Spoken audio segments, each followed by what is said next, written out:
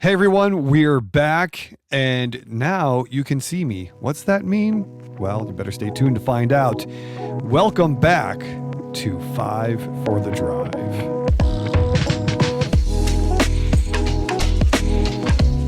Hey everybody, welcome back to 5 for the Drive, now with video. So hey, it's been, I don't even know how many months. It's been a lot of months since we've done an episode of 5 for the Drive.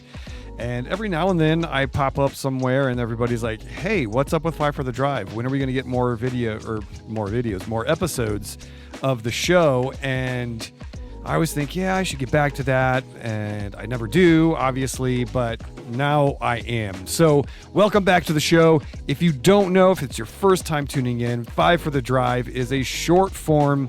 We try to keep it under 10-minute podcast. Hopefully I don't ramble too long at the beginning so we can get to this list, because the 5 is the top 5 list that we do in every show. So we do a top 5 of random categories. They are my favorites. They are my opinions. The goal of the show is to be completely subjective. That's the objective, is to be subjective. So here we go. We're going to buckle up just so you know a little bit more about what I'm planning to do with this show moving forward. One, like I said, we're doing video now. If you want to watch my beautiful face, you can go and tune in over on YouTube, where you'll see me sitting at my desk recording these wonderful episodes. Or just go ahead and subscribe right here, and you'll never miss a single episode whenever they come out. When are they coming out? Well, the plan is to keep them coming weekly, but to do that, I might have to record 2 or 3 or 4 at a time and then just schedule them out. So our feedback loops may be a little sporadic. They may be a little outdated. We might be going back a couple as I get comments and feedback on these lists. So just bear with me if I haven't mentioned you and you've reached out. It's just because of how the production schedule is going to have to work over the next couple months or years or lifespans. Also, I have some cool themes that I'm kind of coming up with as we go. Would love your feedback and your suggestions as we go. But for March, we're doing 4 music themes. So we're doing Music March. We're going to start today with 90s albums. There's a little qualifier on that 90s albums thing. I'll talk about that when we get to the list. We'll also be talking 80s albums. And then we'll take a little turn away from just albums, and we'll talk about artists and bands. And again, these are all just my favorites from these time periods. I stopped with the 2 best time periods. You're welcome. And there go the comments. So today, I think that covers everything. Oh, I should say 5-star ratings and reviews are always welcome wherever you're watching. Please feel free to go ahead and do that. Also, sharing this episode with friends and family who might be entertained by it, might be outraged by it. Always much appreciated as well. And if you want to find me on social media, you can do that. I'm on Instagram and the Twitter X, or I guess it's X Twitter, which is funny because it is X, but it's also X Twitter. Anyway, I'm at Jeremiah Isley there. I will put those links in the show notes. And I will also put this list in the show. Well, should I put the list in the show notes? I'm going to ask you folks that. Should the list go in the show notes? I don't want people just reading it and then not listening to the episode. But anyway, my links for my socials will be in the episode. And with that, let's get to the list.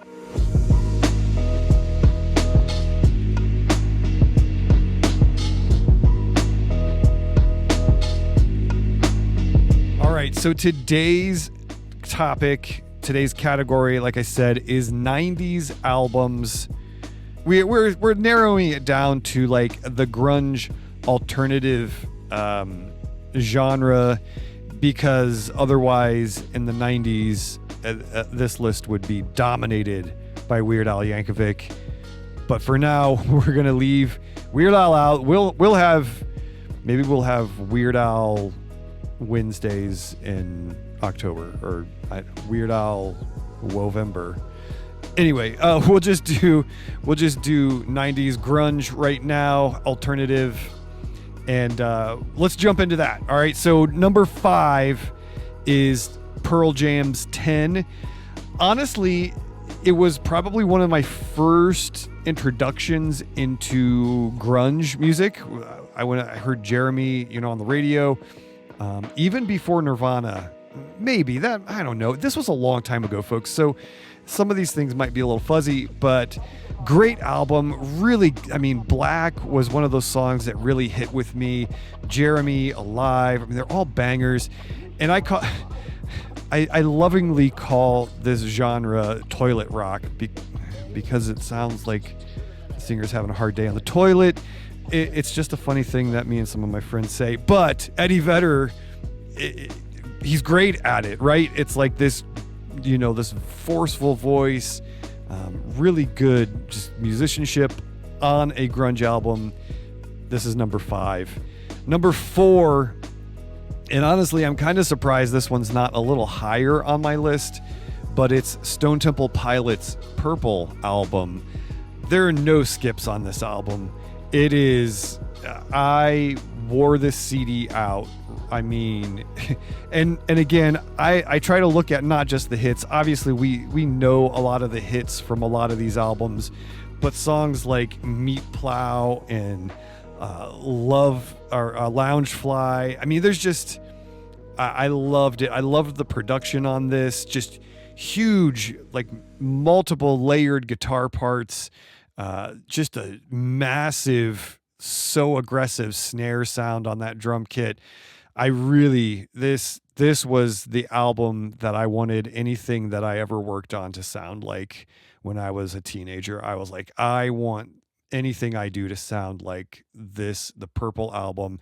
And honestly, one of the best hidden tracks of all time. And kids today don't even know, but best hidden track on any album probably ever. Number 3, I don't have a timer going. I'm probably going way over. So if this is over 10 minutes, I apologize, folks. Anyway, number 3 is Ill Communication by the Beastie Boys. Now, what else do you have to say than the Beastie Boys? Like, here's the thing. No skips on this album. You don't skip any tracks. You could put this in hip hop, and obviously a lot of Beastie Boy fans and a lot of hip hop fans, they put the Beastie Boys into hip hop. Also very alternative, tracks like Sabotage on this are very, alternative. They started out more punk when they were first forming the band. B-Boys Making with the Freak, Sure Shot, Root Down. There's just really good, solid tracks on this album. I sort of came to love the Beastie Boys a little later with like Check Your Head, but it just, I really actually like hip hop a lot, but you could put this into, like I said, into alternative. Some people even put it into like some funk and jazz categories. So much going on musically with this album. It is outstanding. All right, we've only got 2 more left. Number 2, and this might surprise some people that it's not number 1, because I feel like in a lot of ways it is the quintessential grunge album, but maybe not alternative rock. And it is Nirvana's Nevermind. Obviously, just every song is so great, so just huge rock. I think this album, Kurt Cobain and Nirvana were sort of like the 90s version of the Beatles and Elvis Presley. Now, don't stop. I'm not saying the musicianship was on level and the songwriting was on level with like Paul McCartney and John Lennon. But what it did culturally to shift music and open the doors for a new genre, it was the biggest thing that hit. And this is a great album. I love it. Teen Spirit, Lithium, Drain You, Breed, Something in the Way, Territorial Pissing. I mean, there's just so many amazing albums on this. And I think the best thing about this album is everybody wanted that quote unquote raw Nirvana sound, but they don't realize that this is one of the best produced albums of the decade. And maybe since then, there haven't been many albums produced that are much better than the way this was produced, but it was produced so well that you didn't know it was so well produced. Outstanding, top marks, 10 out of 10, great album.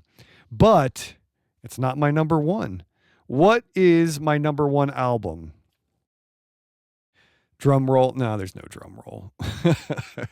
It is Weezer's Blue album. Here's why.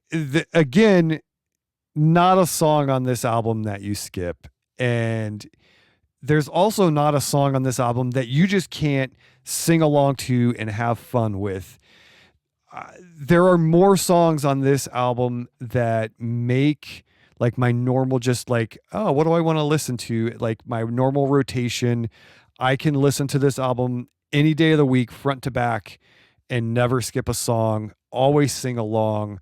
They're fun. They're rocky. There's just, it's such a great album. Maybe the one problem with this album is it's too good, because like I feel like Weezer, and I mean everybody kind of bags on them. They have some great albums and some great hits after this album, but they never got back to this level. They just never did. It's just so good. But like, I mean, one does not simply meet someone named Jonas without singing the first track of this album. Like, My Name is Jonas is just an absolute banger. I mean, there's so many. Only in Dreams was like my teenage dating life anthem. Only in Dreams. Just, you know, obviously the hits are the hits and they're great and everybody loves them, but every song, there's no filler on this album at all. And it is my number one album of the 90s grunge and alternative scene. Yeah, that's it. So let's do some quick honorable mentions because I know I'm going long. But Presidents of the United States of America, both their first two albums, 1 and 2, Tiki God, Ladies and Gentlemen, Mach 5, Little Blue Dune Buggy. I play that song when I'm driving in my Mini Cooper all the time. Those albums are just slamming. Those are the only two honorable mentions that I'm going to do because I'm running out of time. But there it is. Hey, thanks so much for listening. Thanks for watching if you're watching on YouTube. Again, tell your friends about it. Find me on socials. Let me know what you think about my list. Roast it. Fry me alive. It's all cool. Coming up next week, we'll do 80s albums. Then we'll do some bands. We'll do some solo artists.